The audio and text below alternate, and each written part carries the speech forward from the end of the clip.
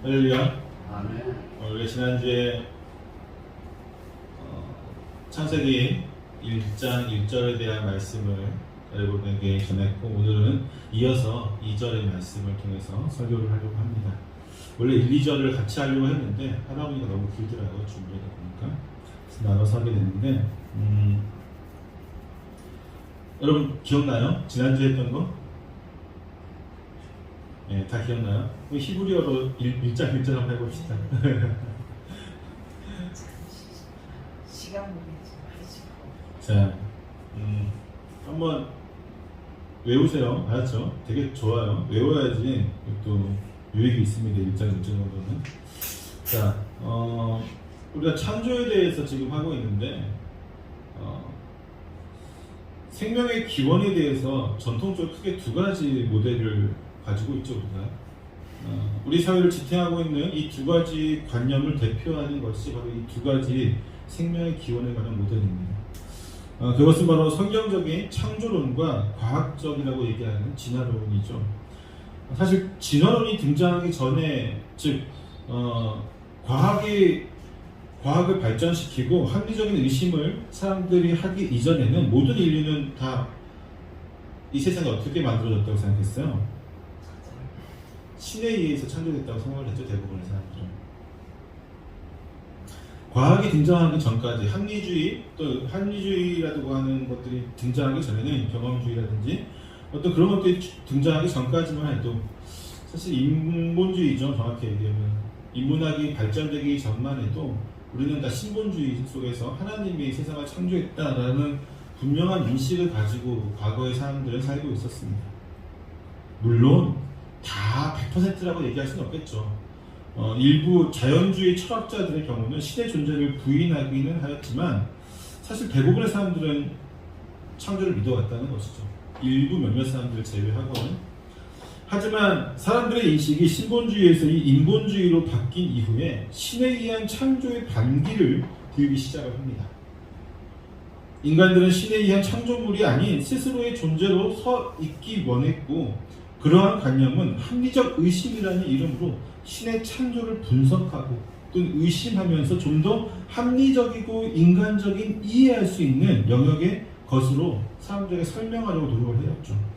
그리고 그 결과가 바로 과학적이라고 포장되어 있는 진화론이라고 하는 것이죠.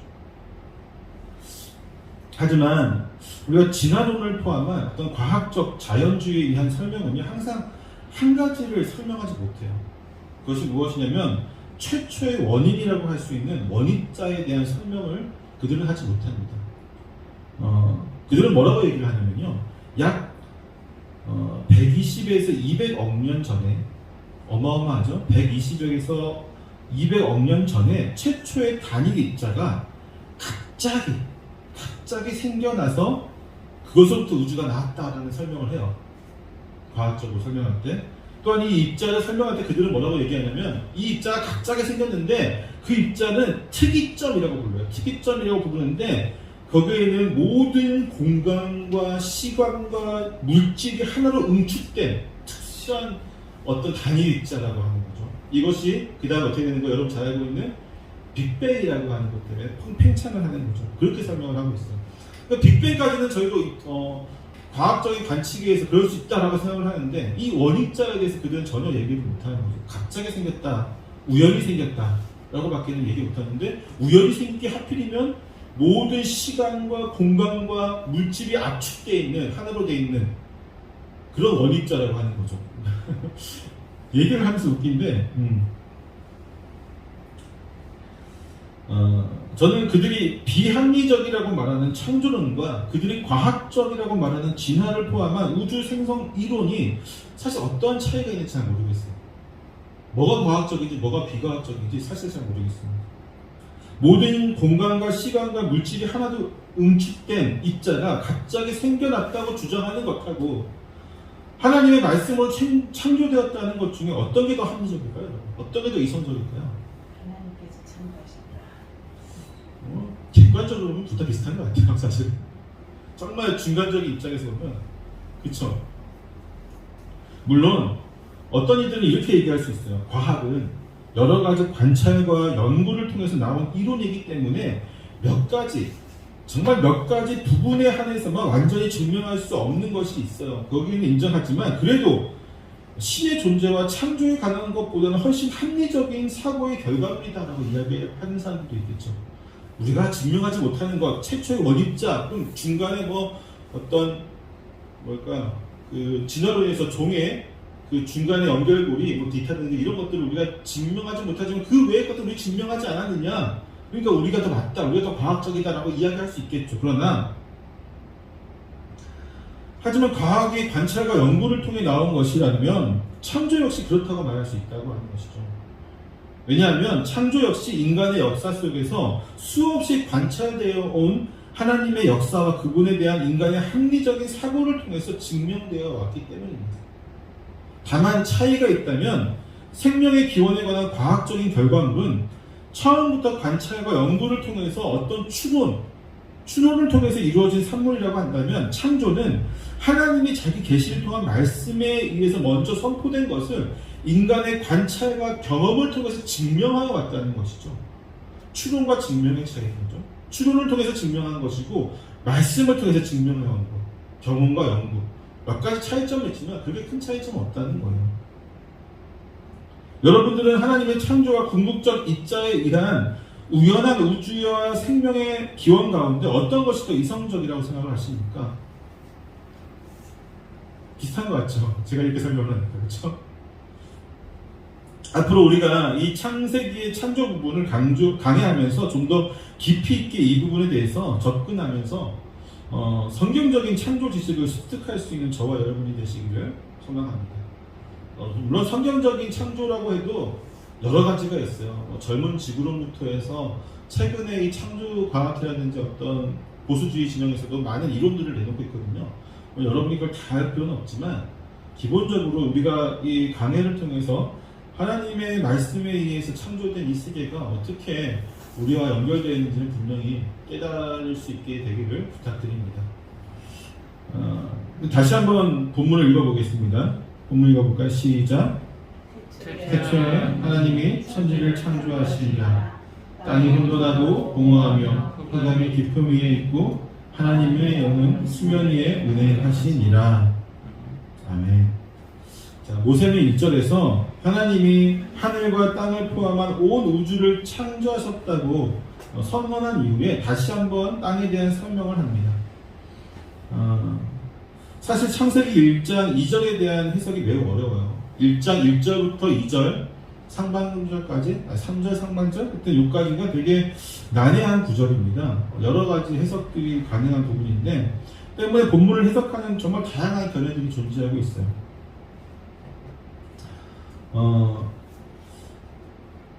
그 대표적으로 전통적인 견해가 두 가지가 있었거든요. 원래 옛날부터 이었던 전통적인 견해가 두 가지가 있었는데 하나는 창세기 1장 1절에 대한 거예요. 1장 1절을 표제어로 보느냐, 하나님이 천지를 창조했다라고 하는 제목 같은 선언, 표제어 뭐 이런 것들을 보느냐, 아니면 하나님의 직접적인 창조 행위로 보느냐, 이 두 가지의 견해가 항상 존재해왔습니다. 전통적인 견해였어요. 근데 그렇게 되면은 어떤 문제가 생기냐면요, 둘 다 문제가 생기는데 하나는 2절의 말씀이 보여요. 2절의 말씀이 지금 땅이 혼돈하고 공허하며 흑암이 깊음 위에 있고 하나님의 영은 수면 위에 운행하시니라 또 되어 있죠. 만약에 1장 1절을 표제어로 보게 되면요, 어떤 문제가 생기냐면 하나님이 천지를 창조하셨잖아요, 그렇죠? 그리고 실제적인 창조를 3절부터 보는 거지, 표제어로 보는 사람들은. 그럼 2절이 뭐가 되냐면 실질적으로 하나님이 무에서 육을 창조하신 게 창조인데 2절에 지금 뭐가 있어요? 흑암이 있고 수면이 있고 물이 있고 지금 땅이 존재하잖아요. 황폐하고, 그쵸? 그러니까 여기를 설명할 수가 없는 거예요. 그래서 항상 전통적인 견해에서 이 표제어로 제시했던 많은 학자들은, 많은 이제 우리 믿음의 선배들은 이 장을 어떤 삼위일체와 같이 기독교의 신비를 남겨두자라고 하면서 잘 설명하지 못했습니다. 설명하지 않으려고 했었죠. 두 번째, 문제는 뭐냐면 하나님이 직접 그렇다면 이거는 2절이 너무나도 해석할 수가 없으니까 이거를 2절까지 좀 해석할 수 있는 방법을 해볼까 했던 것이 뭐냐면 이거를 하나님의 직접적인 창조 행위로 보는 거예요. 하나님의 천지를 창조했다. 근데 또 흑암이 공허하잖아요. 이걸 설명하려고 어떻게 했냐면 재창조를 얘기하는 거예요. 3절부터 이루어진 창조는 재창조고 하나님이 그 이전에 까마득한 옛날에 1장 1절에서 천지를 창조하셨는데 그것이 흑암이 이장에 흑암이 등장하잖아요. 악한 세력에 의해서 한번 망했다는 거죠. 망해서 공허하고 땅이 혼돈하고 공허하고 흑암이 깊은 위에 있는 그 상태가 된 거예요. 그래서 3절부터 다시 재창조를 하셨다라고 하는 게 이제 두 번째 주장이죠. 이해가 되세요? 이러다 저러다. 근데 둘 다 좀 말이 안 되죠. 하나는 너무 설명을 안 하고 그냥 신비로 넘어가는 부분이 너무 연약한 부분이 있고 또 하나는 재창조라고 하는 것은 성경적인 지지를 사실 얻을 수가 없는 그쵸? 2절에다 그냥 끼워 맞춘 어쩐 그런 부분이거든요.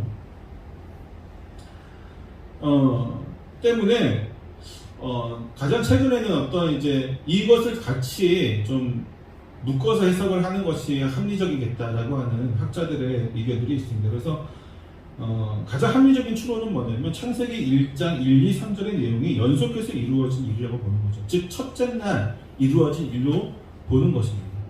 이렇게 되면 또 어떤 문제가 있을까요? 하루를 24시간으로 볼 수가 없는 부분이 있겠죠.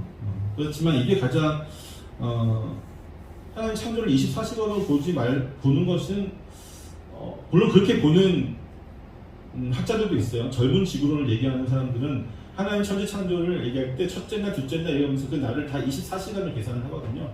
그래서 되게 짧은 젊은 지구론을 주장하는데 그 외에 다른 학자들은 이 날들을 문학적인 의미라든지 여러 가지로 해석을 하고 있어요. 아무튼 그래서 1, 2, 3절의 내용을 연속해서 이루어진 일을 보게 되면요. 하나님이 1절에서 하늘과 땅을 창조하셨는데 2절에서는 그 땅에서 하늘과 땅을 창조하셨는데 그 땅의 상태에 대해서 설명해주고 있는 게 2절이다라고 하는 것이 이제 최근에 우리가 보고 있는 모습이고 저도 이것이 가장 합리적인 해석 방법이라고 생각을 합니다. 그리고 그런 상태에서 3절에서는 하나님이 빛을 만드심으로 첫째 날의 모든 창조가 이루어진 것으로 해석을 하는 것이죠. 또한 이렇게 해석하는 것은요. 둘째 날에 궁창을 만드시는 것이 이미 첫째 날에 만드신 하늘 가운데 만드신 것이 되고 셋째 날에 만드신 땅은 물속에 이미 존재하는 땅을 물 밖으로 나오게 하셔서 조성하신 것으로 해석할 수 있기 때문에 전체적인 창조를 해석하는데 가장 무난한 해석이 됩니다. 그렇다면 모세는 어떻게 여기까지 이해되셨죠? 네. 그럼 모세는 왜 하나님이 하늘과 땅을 창조하셨다고 말씀을 전한 이후에 땅을 먼저 언급하고 있는 것일까요? 자, 하나님이 태초에 하나님이 천지를 창조하시니라 하늘과 땅을 창조하시니라 그리고 그 땅은 하면서 나오거든요. 그 땅은 그리고 그 땅은 땅의 상태에 대해서 얘기를 하고 있죠.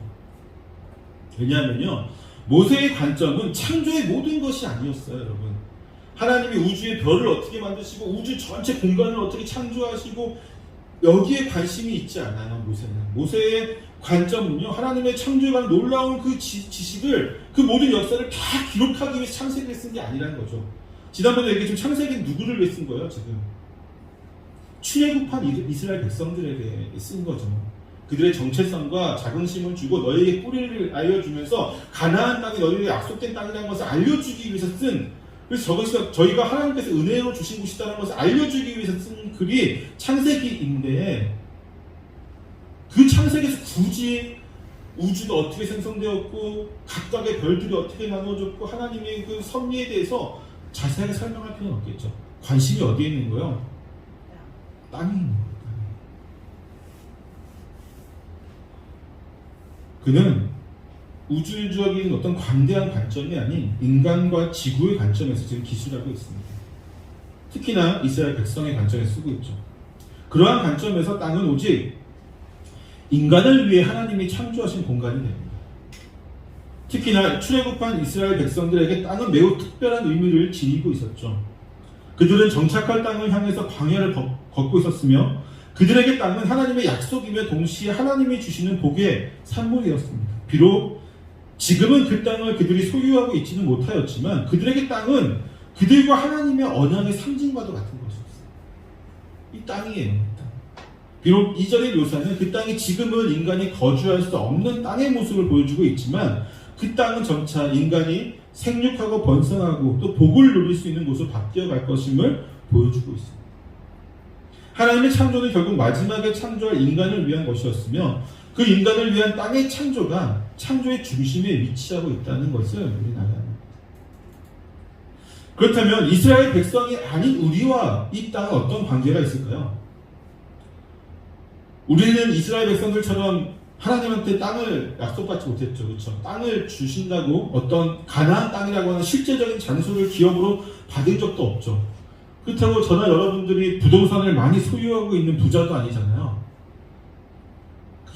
그렇죠? 뭐 큰 교회는 그런 분들도 많이 있겠지만 우리 교회는 다 없는 것 같은데 그렇다고 우리가 부자도 아니고 부동산을 많이 갖고 있는 사람도 아니고 또한 땅의 소출을 의지하는 농부도 여기 한 명도 없죠. 물론 텃밭을 일구긴 하겠지만 조그만 밭은 우리가 농부는 아니잖아요. 그렇다면 우리와 직접적인 관계가 있다고 할 수 없잖아요. 땅은. 하지만 우리가 생각해야 될 것은 하나님이 땅을 만드신 것은 이스라엘 백성들만을 위해서 만든 것은 분명히 아니에요. 그렇죠? 우리는 그 사실을 분명히 이해하고 있어야만 합니다. 이스라엘 백성들처럼 기업과 복의 산물로 볼 수는 없지만 우리에게도 역시 땅은 하나님의 선물입니다. 하나님이 우리를 위해서 허락하신 공간인 것이죠. 우리가 살아갈 수 있도록 허락하신 이 공간이에요. 그리고 2장에서 1장 27절, 26절에서 제가 설교를 할 때 더 자세하게 얘기하겠지만 이 땅이라는 공간을 우리에게 허락하시면서 우리가 다스리도록 하셨고 또 우리로 이것을 정복하도록 허락하셨거든요. 그렇죠? 우리를 위한 공간이라는 것에는 모든 이들에게 동일하게 적용되어지는 것이죠. 그리고 우리는 하나님의 허락하에 이곳에 살고 있습니다. 조금만 더 부연 설명을 더 하자면 구약 성경에서 땅은 어떤 의미가 있냐면요, 인간에게 하나님이 허락하시고 이렇게 선물로 주시긴 했지만 소유자는 누구냐면 항상 하나님으로 되어 있어요. 우리는 누구예요? 청지기죠. 이 땅에 살고 있지만 하나님이 허락해 주신 그 공간에서 살고 있다는 것에서 감사함으로 주님께 나아가는 것이지 이것은 내 거야 사유재산하고 할 수 있는 부분이 아니었어요. 그래서 가나안 땅도 마찬가지지만 하나님께서 허락하신 그 땅은 내 소유가 아니기 때문에 서로 팔거나 살 수가 없었어요. 서로 팔거나 사는 건 다 뭐예요? 죄악시됐거든요. 하나님 앞에 율법을 어기는 행위였습니다. 하나님의 것, 우리는 그곳에 살고 있어요. 마찬가지예요. 하나님이 우주를 창조하시고 우리에게 그곳에 거주하도록 허락하셨다는 것은 우리는 정말 왜 이것을 나에게 주지 않으셨어요? 우리가 하나님께 따질 수 있는 부분이 아닌 거죠. 이 모든 공간이 우리에게 허락하셨다는 그 하나만으로도 우리는 충분히 주님께 감사하며 주님께 나아가야 될 것입니다. 만약 땅이 없다면 어떻게 됐을까요? 가히 상상이 되십니까? 2절의 말씀을 보면 지금 땅의 상태가 우리가 살 수 없는 환경임을 보여주고 있습니다. 특히 땅의 상태를 세 가지로 설명하고 있는데 하나하나 각각 보면은 첫 번째는 혼돈하고 공허하다라고 얘기하고 있어요. 혼돈하고 공허하다. 모세는 땅이 혼돈하고 공허하다고 설명하고 있는데 왜냐하면 아직 땅은 인간이 거주하고 생산하고 복을 받을 장소로서 만들어지기 이전의 모습이기 때문이죠. 모세는 지금 우리가 누리고 생산하는 땅은 바로 이런 혼돈하고 공허한 상태에서 하나님이 우리에게 적합하도록 조성하신 것이라는 사실을 말해주고 있습니다.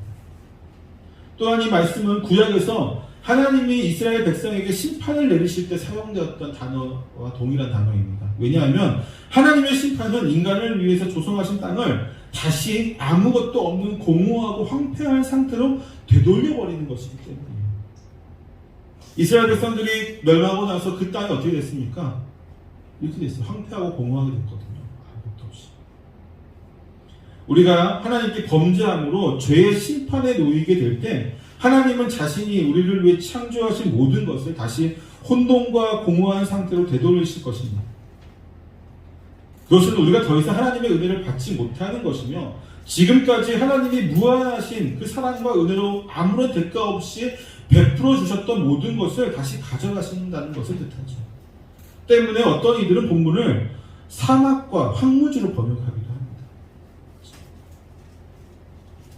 또한 이어지는 구절은요, 땅에 존재하는 주변의 상황을 설명하고 있습니다.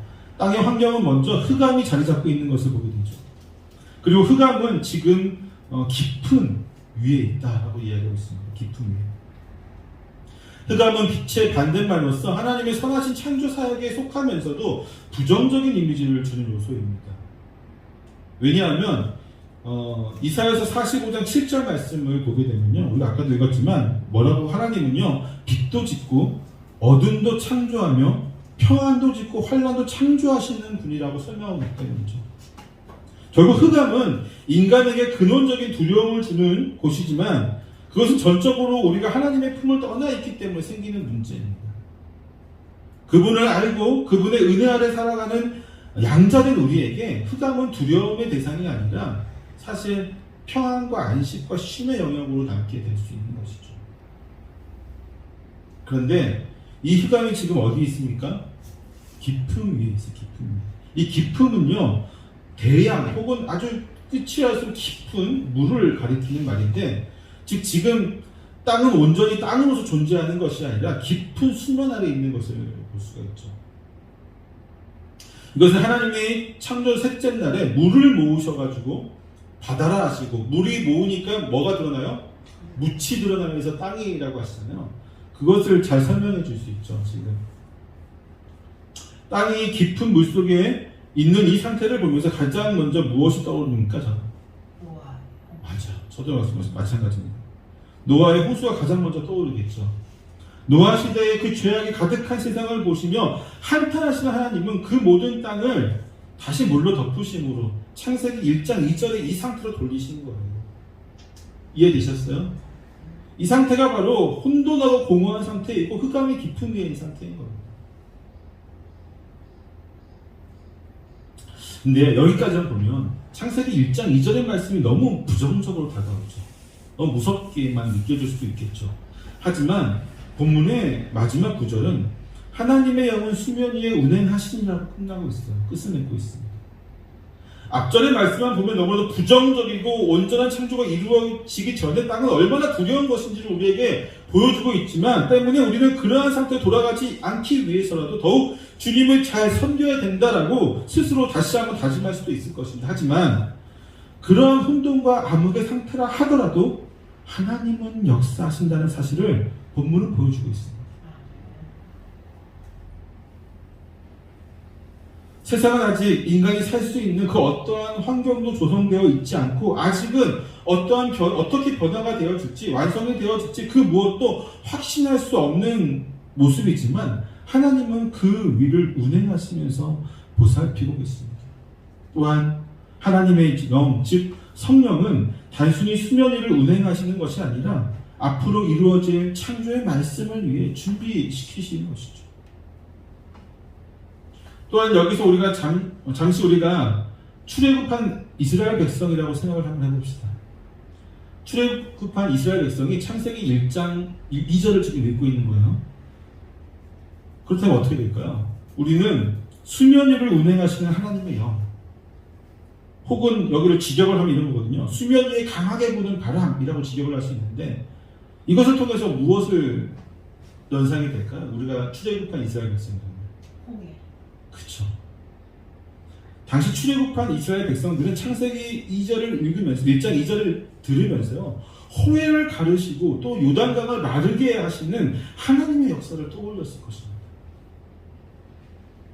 즉 그들은 앞으로 이루어질 창조의 사역 가운데 하나님께서 어떻게 역사하실지에 대해서 충분히 예상할 수 있었을 것입니다. 동시에 그분의 인간을 향한 사랑과 은혜가 어떠한 형태로 이루어질 것인지에 대한 충분히 상상할 수 있었을 것입니다. 아, 하나님의 영이 수면 위에 운행하시는구나. 그렇다면 이 물이 마르게 되면서 육지가 오고 그곳에 하나님께서 우리를 위한 땅을 조성하시겠구나. 이런 것들이 그 홍해를 가르시고 요단강을 마르셨던 것을 연상을 시키면서 이들에게 감동을 줬을 것이에요. 그렇죠? 왜냐하면 그 자신들이야말로 그 사랑과 은혜의 결정체였기 때문이죠. 홍해에서 증명되었고 요단강에서 증명되었습니다. 아마 저와 여러분이 출애굽한 당시에 이스라엘 백성이었다면 이 구절에서 그냥 이렇게 덤덤할 수가 없을 거야. 아마 깊은 감동을 받았을 것이라고 생각합니다. 사랑하는 성도 여러분, 우리는 지난 주일에 하나님이 우리를 위해 하늘과 땅을 창조하셨음을 배웠습니다.